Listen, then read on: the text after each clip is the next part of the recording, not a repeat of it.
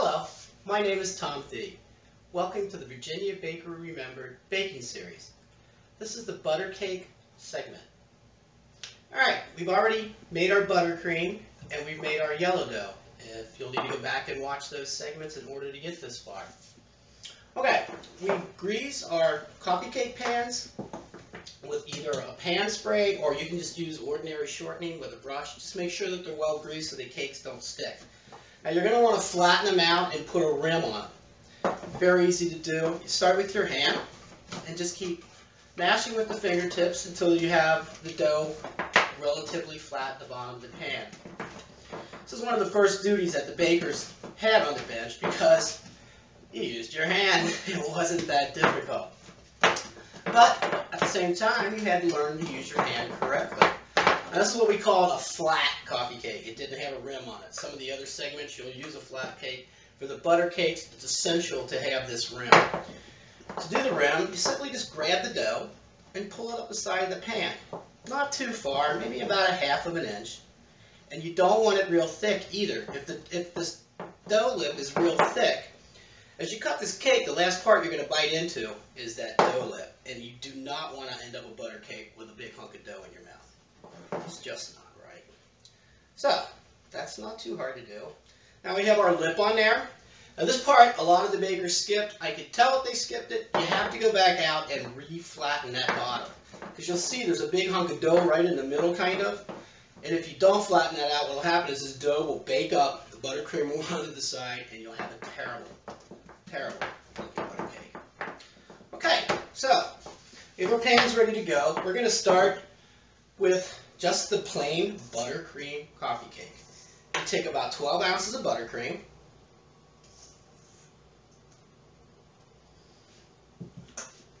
It's about right. And just spread it evenly across the entire piece of dough.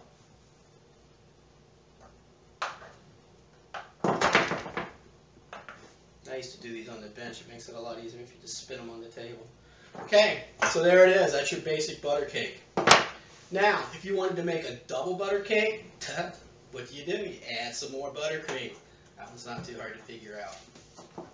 All right, from this, we can go on and make what's called, not the old-fashioned, the Scotch pecan cake. Okay, you take your butter cake, you cover it generously with powdered sugar.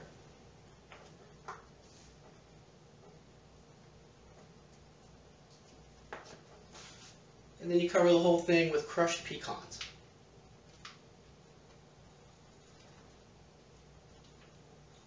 Boy, these are nice and fresh. And there you have it. That's the Scotch pecan cake. Okay? Now, with the same buttercream mixture and the same dough, we can make, by adding fresh coconut, a coconut cake. Too hard to do. Take that one step further, we add some freshly grated pineapple.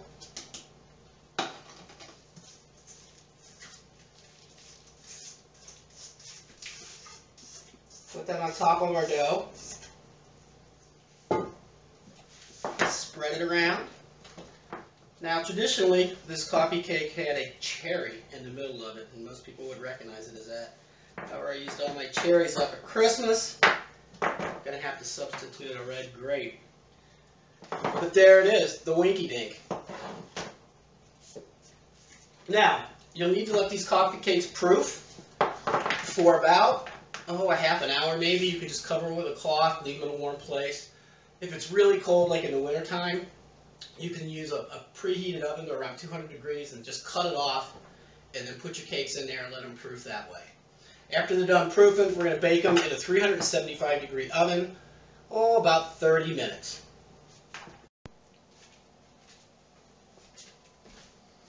Okay, I've put these cakes in an oven which I preheated to 200 degrees and then just shut the gas off. They've been in here about 15 or 20 minutes, and they are properly proofed and ready to go into the oven. See how they're spongy around the sides? Just set them on the top rack here. That looks great. And go ahead and preheat your oven to 375 degrees.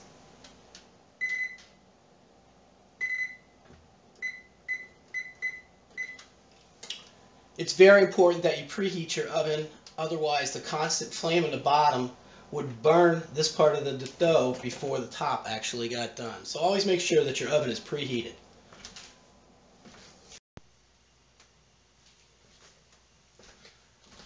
Okay, our oven is properly preheated to 375 degrees. The cakes have proofed up nicely. We're ready to put them in the oven. I prefer to bake them on the center shelf. They'll take probably 25 to 30 minutes. I don't like to use the convection cycle on this. The slow baking stuff, it doesn't seem to work so well. It works fine for cookies, but like breads and these coffee cakes, they seem to do better on just the regular bake cycle. Okay, we'll get them out when they're done.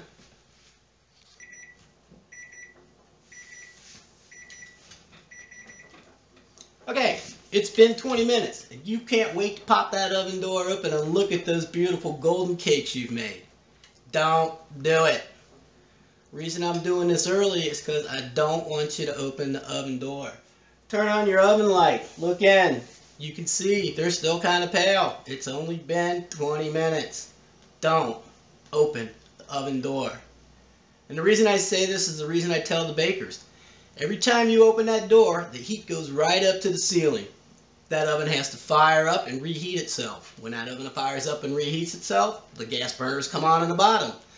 The bottom of the coffee cake bakes faster and burns, and the top of the cake doesn't get done as fast. So if you want even bacon on a baked setting, don't open the door.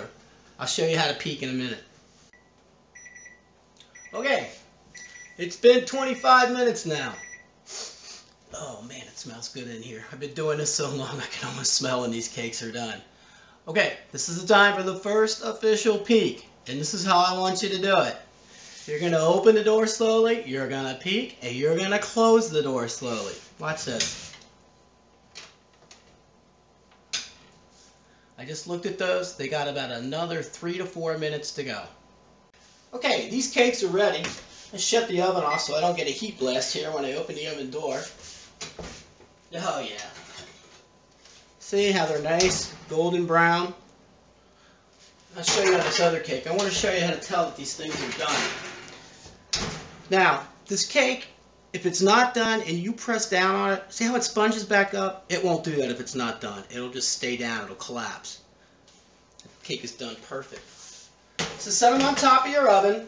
Let them cool about 15-20 minutes, and I'll show you how to take them out of the pan. Cakes are cooled down. It's been about 15 minutes now. It's time to take them out of the pan. So easy to do. You take your scraper, you go around, you loosen up the sides. On the last turn, you take your scraper, you go under, and you just pick the whole cake up out of the pan. Place it on your plate or cardboard, whatever you have. Slide it into your box. You're going to close your box. Tie it up with some pretty string. Take it to a few friends you know and love. Well, I tell you, when we wrote the cookbook, I made a lot of new friends. So we had to bake everything for the photo shoot, so we wound up giving away a lot of bakery goods.